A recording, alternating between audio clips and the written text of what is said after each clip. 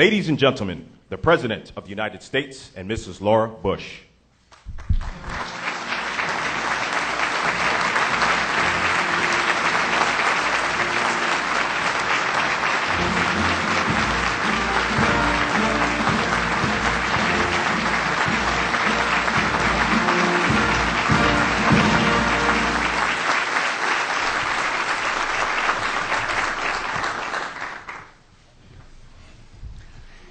Good morning. Laura and I are thrilled to welcome you to the White House. We welcome the members of Congress, the members of the Cabinet, and other distinguished guests.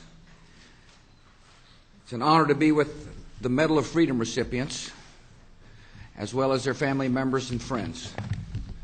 We're sure glad you're here. The Medal of Freedom is the highest civil honor that a president can bestow. By an executive order of John F. Kennedy, the medal is designed to recognize great contributions to national security, the cause of peace and freedom, science, the arts, literature, and many other fields. The 8 men and women came to this distinction by very different paths. Each of them, by effort and by character, has earned the respect of the American people and holds a unique place in the story of our time. Our first honoree, Dr. Gary Becker, once said, "Many intellectuals, many economists use obscure language when they write. Sometimes it's a way of disguising that they're not saying a heck of a lot." This economist, however, is different. Gary Becker's many books and articles and his 19 years as a weekly columnist have proved him to be a thinker of originality and clarity. Dr. Becker has shown that economic principles do not just exist in theory. Instead, they help to explain human behavior in fields well beyond economics. He has shown that by applying these principles to public policy, we can make great strides in promoting enterprise and public safety and protecting the environment, improving public schools, and strengthening the family. Dr. Becker has explained as well the real value of investing in human capital. He knows full well that an educated and well-trained workforce adds to the vigors of our economy and helps raise the standard of living for all of us. This longtime professor at the University of Chicago has helped train hundreds of talented economists. He's been a wise and challenging presence in the lives of his students, and they remain devoted to him. One close friend said a 15-minute conversation with Gary Becker can change your thinking forever. He is without question one of the most influential economists of the last 100 years. With today's honor, he is one of only 2 persons to have received both the Nobel Prize in Economics and the Medal of Freedom. The other was the late Milton Friedman. And I know that today Dr. Friedman would be very proud of his friend and student and colleague, Dr. Gary Becker. Congratulations.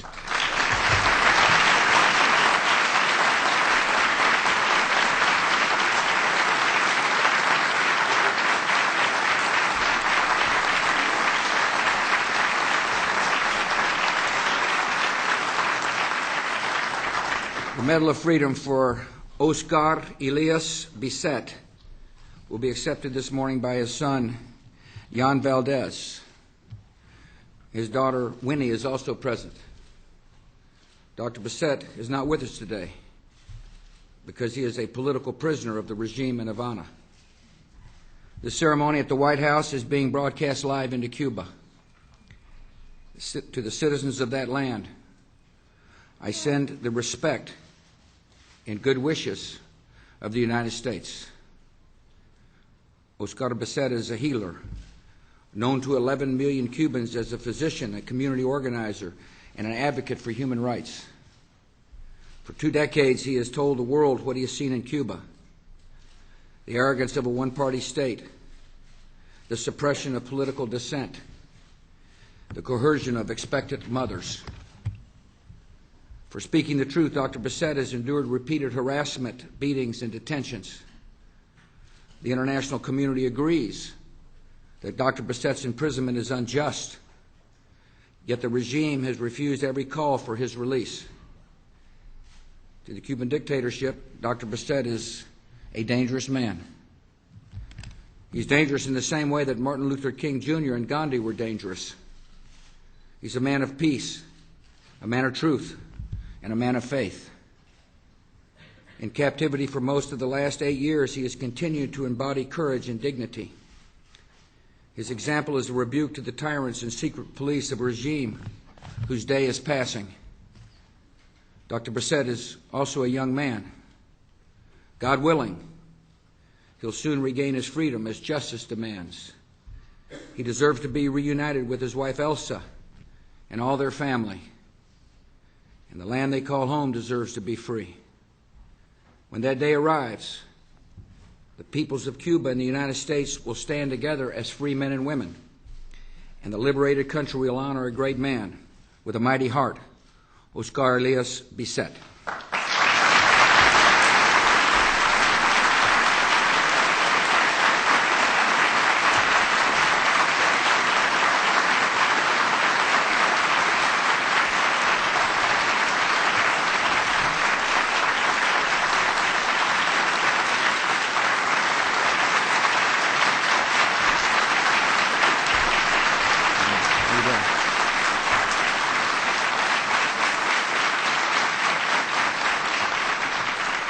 When tyrannies fall, it's often the prisoners and exiles who are called forth to lead their people. We've seen this in our own time in the lives of President Havel and President Mandela and Prime Minister Maliki, and in the Republic of Liberia, President Ellen Johnson Sirleaf.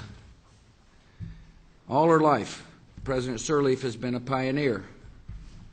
The daughter of a school teacher in Monrovia, she crossed the ocean as a young woman and earned 3 degrees in the United States.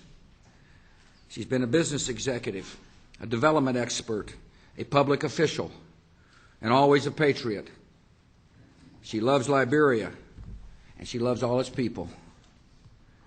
After Cabal seized power and plunged that country into years of upheaval and corruption and civil war, Ellen Johnson Sirleaf stood up for the democratic rights of her fellow citizens.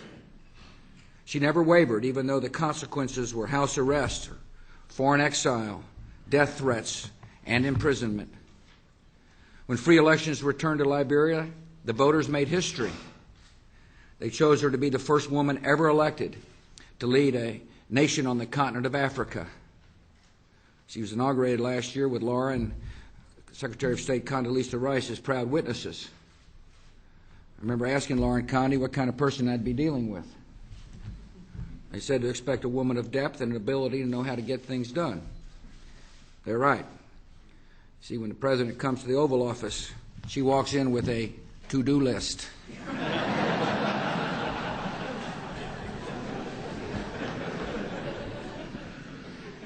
president has the tough mind of a natural-born executive and the gentle instincts of a mother. Not surprisingly, the Liberian people have given her 2 affectionate nicknames. They call her the Iron Lady, and they call her Ma. She's begun an age of reform in a country with deep historic ties to the United States. As she said to a joint meeting of our Congress, Liberia will become a brilliant beacon, an example to Africa and to the world of what the love of liberty can achieve. Madam President, America is proud to stand with Liberia.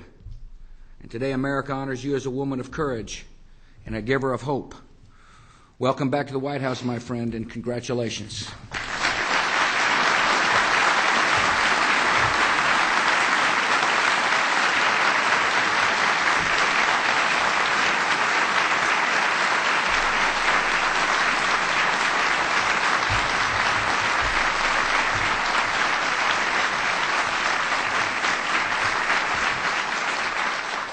"17 years ago, the federal government established a research project with the ambitious goal of mapping the entire human genome. The genome is best described as the code of life, the 3.1 billion letter instruction book that conveys all kinds of information and all kinds of mystery about humankind. Those were the words of Dr. Francis Collins, director of the National Human Genome Research Institute, and the man who led the federal project to full and thrilling success. Many discoveries yet to be made and many scientific scientific triumphs yet to be achieved will be directly traceable to the work of the Human Genome Project. With genetic mapping, researchers know more than ever about the hereditary influences behind cancer and heart disease and diabetes and many other conditions. And that understanding holds the key to earlier detection of illness, individualized treatments, and even life-saving cures. In scope and long-term potential, the Human Genome Project has been compared to the Apollo Project. And its leader, Dr. Collins, is a well-rounded man. Though he routinely works a 90-hour week, he is an accomplished singer and guitarist. I know this because I once heard him at the National Prayer Breakfast. You see, when a man can get up and sing in front of 3,000 people at 8 in the morning, there's something special in his DNA.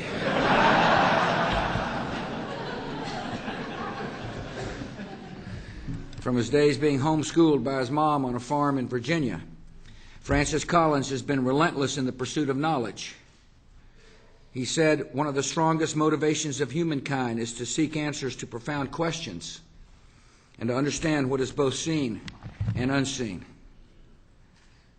He has brought his extraordinary gifts to bear on the technical questions of genetics and on the ethical questions as well. Deep scientific understanding can be used for good or ill, and a lot turns on knowing the difference. Francis Collins is unafraid of the eternal questions, unswayed by fashion, and unwilling to overlook the distinction between right and wrong. Dr. Collins has often noted that at the DNA level, we're all 99.9% the same, all of us.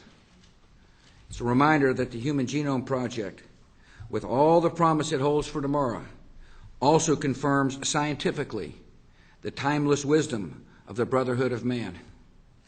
Americans are rightly proud this project succeeded in our own country, and we're proud of the wise and humane American scientist behind it, Francis Collins.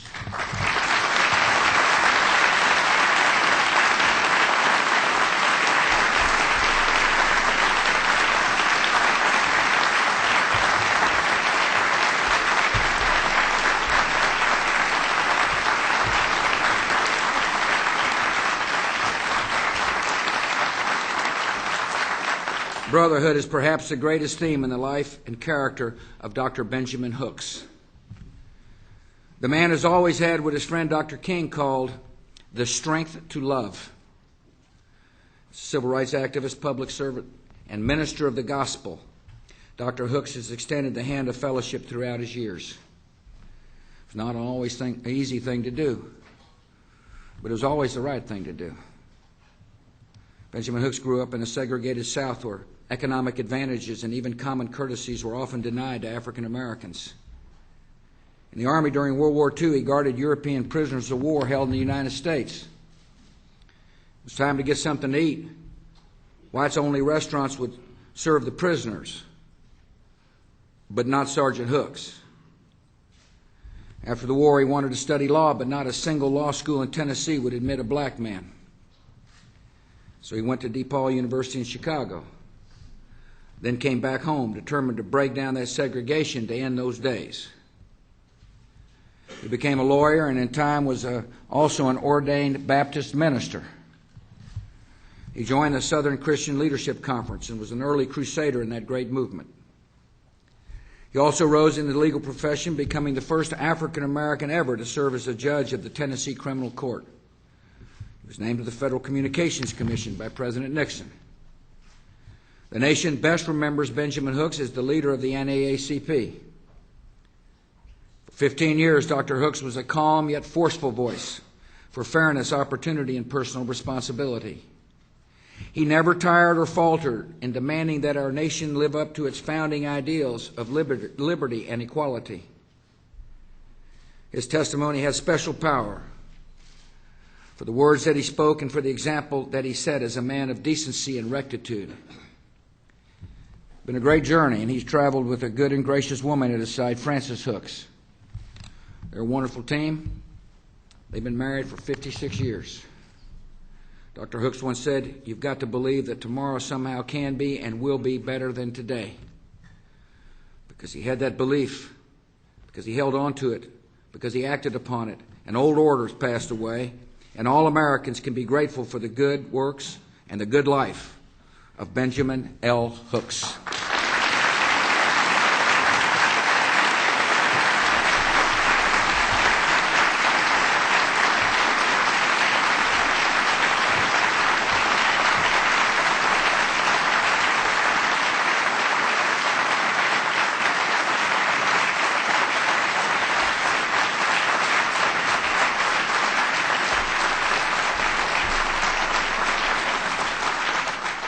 The story of an old order and the glimmers of humanity that would one day overtake it was unforgettably told in a book by Miss Harper Lee.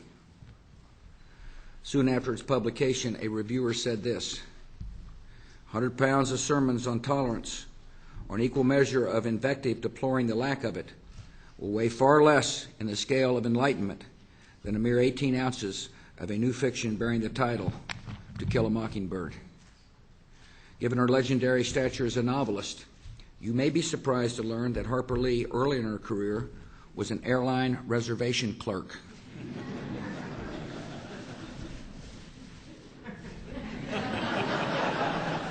Fortunately for all of us, she didn't stick to writing itineraries. Her beautiful book, with its grateful prose and memorable characters, became one of the biggest-selling novels of the 20th century.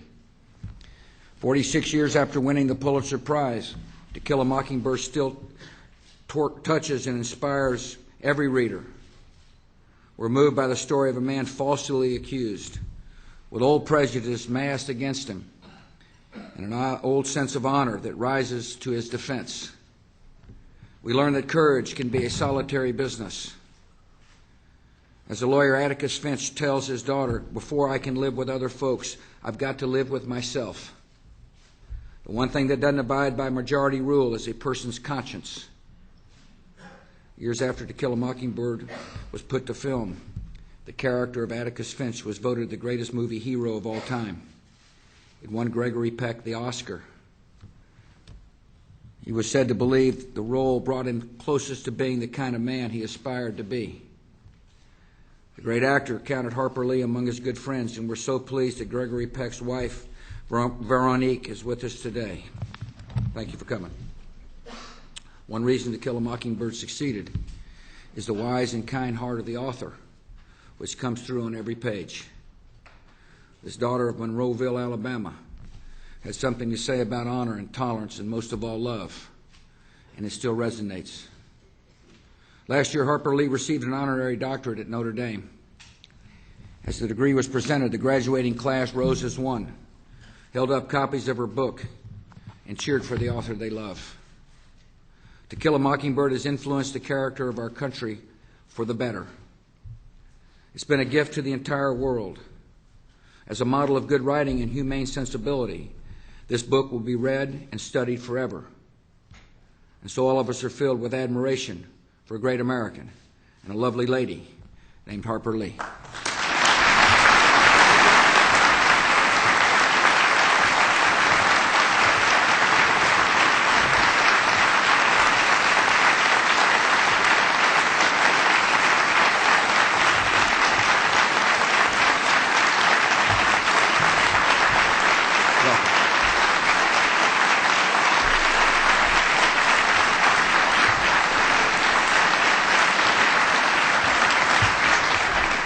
Bob Hyde is here on behalf of his dad, the Honorable Henry J. Hyde, who is not able to be with us today. Congressman Hyde spent more than 3 decades as a towering figure on Capitol Hill. But he first made his name in Washington more than 60 years ago. He was on the Georgetown basketball team. He played in the NCAA Eastern Championship game in 1943. After college and Navy service in World War II, he returned home to Illinois and earned a law degree and made his way into politics. This erudite, scholarly man has walked with kings and kept the common touch. He won 20 elections and gave steady service to the people of Illinois for 40 years. In the House, Congressman Hyde rose to the chairmanship of 2 committees, Judiciary and International Relations. And from the first day, he was a commanding presence, and he was a man of consequence. Colleagues were struck by his extraordinary intellect, his deep convictions, and his eloquent voice. In committee and in the House chamber, the background noise would stop when Henry Hyde had the floor. He used his persuasive powers for noble causes. He stood for a strong and purposeful America, confident in freedom's advance and firm in freedom's defense. He stood for limited, accountable government and the equality of every person before the law. He was a gallant champion of the weak and forgotten, and a fearless defender of life in all its seasons. Henry Hyde spoke of controversial matters with intellectual honesty and without rancor. He proved that a man can have firm convictions and be a favorite of Democrats and Republicans alike. Henry likes quoting the adage, "Make new friends but keep the old. One is silver, but the other is gold." To so many on Capitol Hill, Henry Hyde's friendship is gold.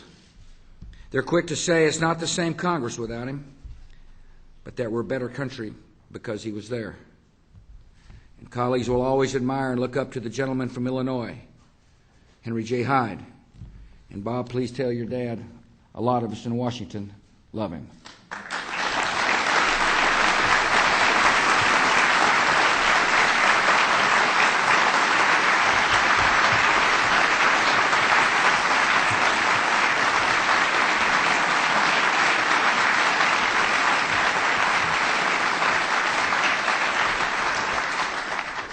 For nearly 30 years, the proceedings of the House of Representatives have been televised, unfiltered, uninterrupted, unedited, and live.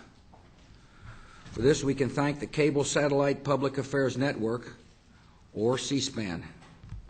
And for C-SPAN, we can thank a visionary American named Brian Lamb. C-SPAN is not what you call exciting TV.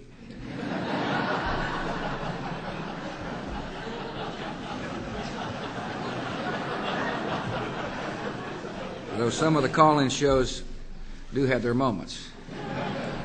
It is, however, a tool that enlivens democracy and informs and educates citizens of all ages at all hours. C-SPAN channels fill 17,000 broadcast hours a year. But you can watch for years and never hear anyone say the name Brian Lamb. Even Brian never says it. With his low-key manner, this native of Lafayette, Indiana, likes to stick with substance. He's not there to provide commentary or give much reaction either way. Yet vast numbers of Americans consider themselves fans of Brian Lamb. A writer from the Washington Post called it a cult of non-personality. The truth is, we've all seen him, and he's conducted some of the most fascinating interviews we have ever heard. As one C-SPAN watcher said, when you listen to Brian, you feel like he's just like you, only smarter. Brian Lamb has spent most of his life in broadcasting in a career that has taken many turns. First program he ever hosted back in the Midwest was called Dance Date. A side we hadn't seen much of. Brian Lamb is a Navy veteran, a former social aide here at the White House. In fact, when Brian was here a few months ago to interview a historian in the Lincoln bedroom, the maitre d' of the residential staff of the White House remembered him from those days. The network Brian Lamb created has been called scrupulously nonpartisan and inherently patient. Committee hearings and campaign events and conferences and rallies are shown from beginning to end without editorial comment or interpretation. C-SPAN has no agenda and only one assumption, that interested viewers are intelligent and can make up their own minds about what they see and what they hear. An informed citizenry has been the strength of America since the days of the New England Town Hall. C-SPAN has revived the town hall spirit for a modern continental nation. For his enormous achievement and his personal modesty, for his high standards and his contribution to our democracy, America is grateful to Mr. Brian Lamb.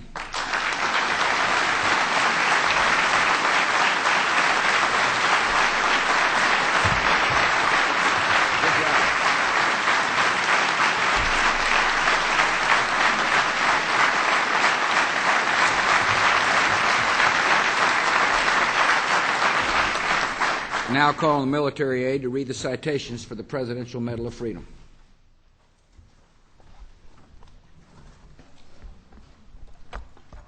Gary S. Becker.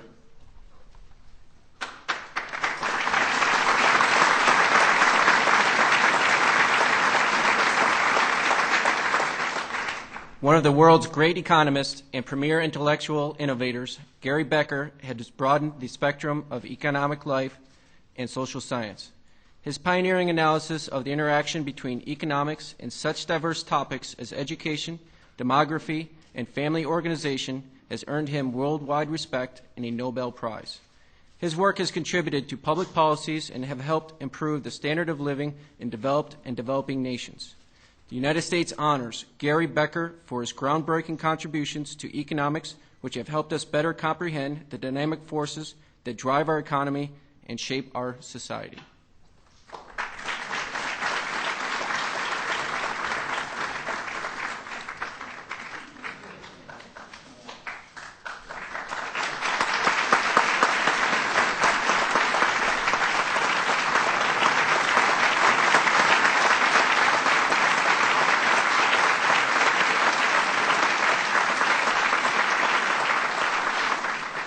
Jan Valdez, accepting on behalf of his father, Oscar Elias Biscet.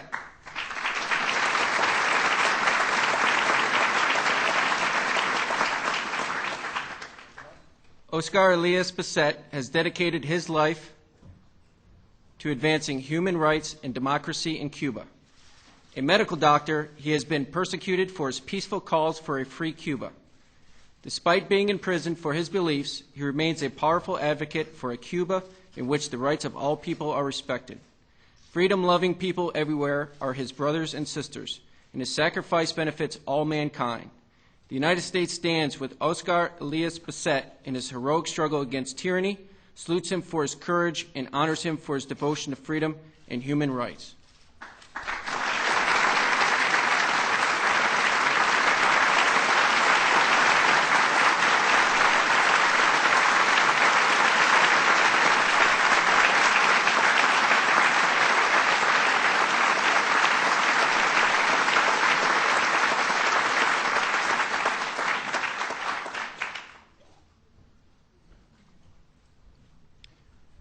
Francis S. Collins.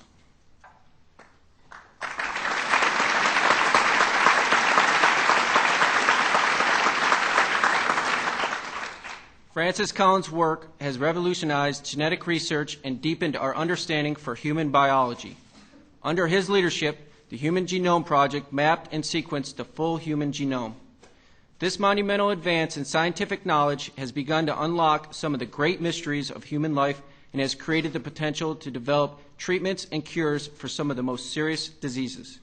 The United States honors Francis Collins for his efforts to decode human DNA and improve human health.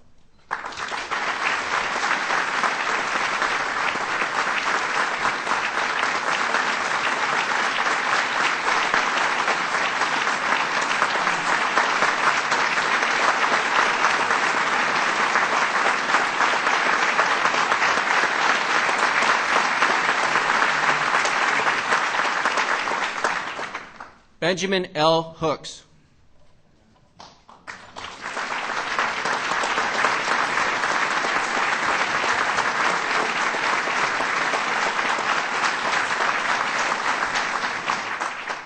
As a minister, lawyer, judge, and public servant, Benjamin Hooks has dedicated his life to equal justice under law.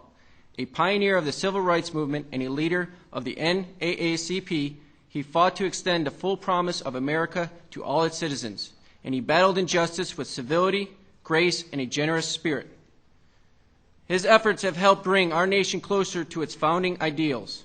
The United States honors Benjamin Hooks, champion of equality, opportunity, and justice.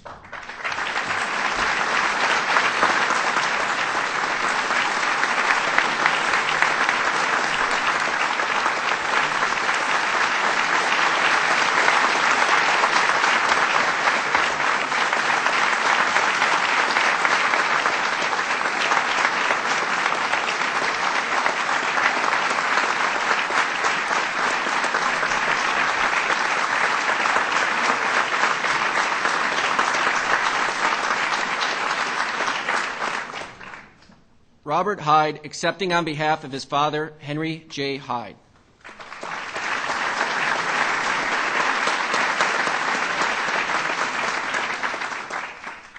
A veteran, a lawyer, and a public servant, Henry Hyde has served his country with honor and dedication.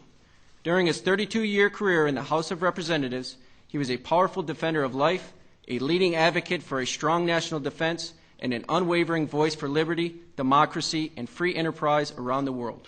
A true gentleman of the House, he advanced his principles with rancor and earned the respect of friends and adversaries alike. The United States honors Henry Hyde for his distinguished record of service to America.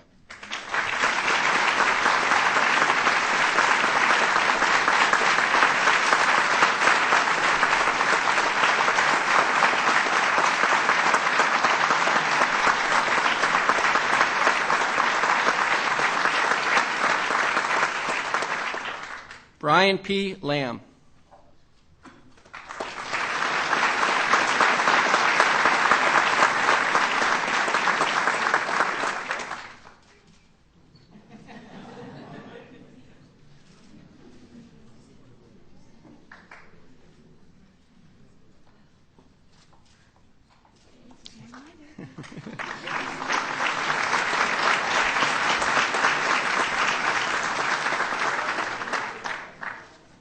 As the driving force behind the creation of C-SPAN, Brian Lamb has elevated our public debate and helped open up our government to citizens across the nation.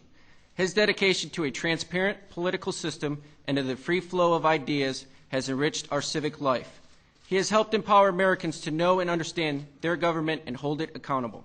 The United States honors Brian Lamb for his efforts to ensure that his fellow citizens are well-informed participants in the American system of self-government through reflection and choice.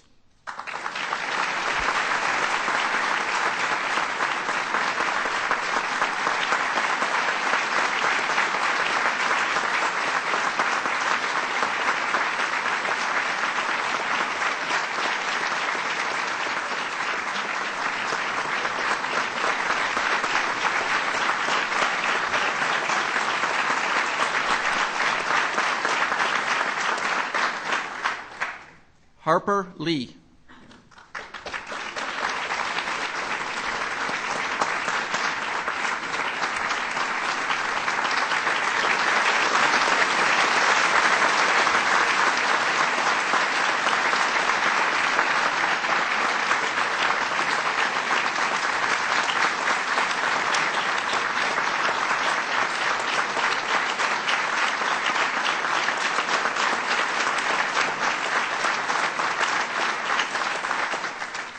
Harper Lee's beautiful book is a meditation on family, human complexity, and some of the great themes of American life. At a critical moment in our history, To Kill a Mockingbird helped focus the nation on the turbulent struggle for equality. The novel became an instant American classic and earned her a Pulitzer Prize. Nearly half a century after its publication, her work continues to captivate new readers who encounter its compelling power for the first time. The United States honors Harper Lee for her outstanding contribution to the great literary tradition of America.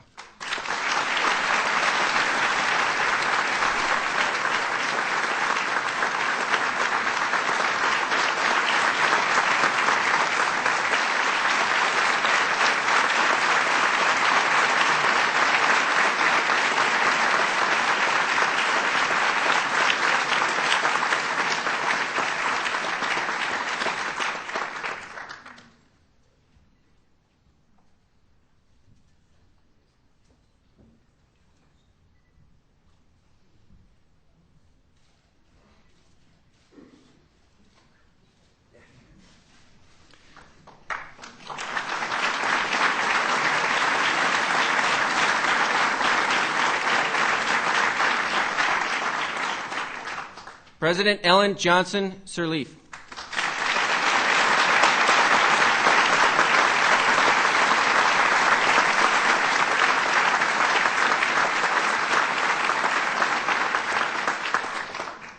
As a Liberian cabinet minister, United Nations administrator, and Liberia's president, Ellen Johnson Sirleaf has been a force for democracy and opportunity.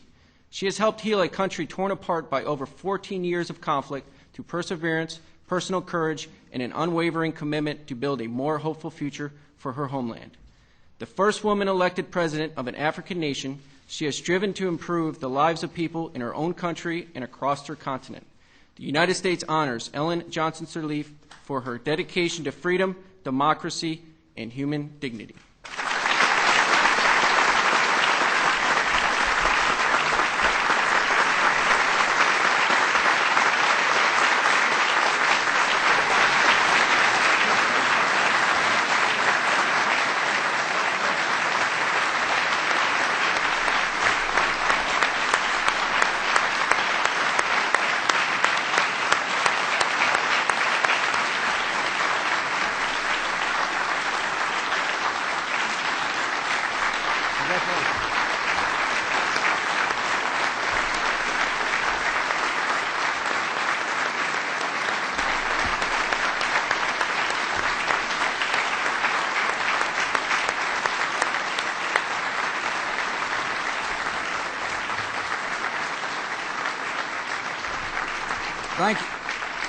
Thank you all for coming. Laura and I now invite you to a reception here in the State Dining Room.